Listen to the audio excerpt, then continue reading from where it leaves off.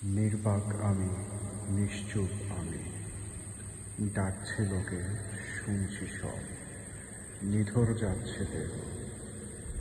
দেহের কোষ শিরা উপশিরায় বয়ে যাচ্ছে এক অদ্ভুত শীতল প্রবাহ। দেহ পাশে কেউ কেঁদো না, গল্পগুলো রেখো জানা, গানখানা থেকে খুঁজে নিও মোর সেই গল্প,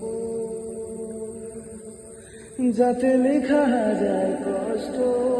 নিজেকে ভেবে নিতাম এক শ্রেষ্ঠ,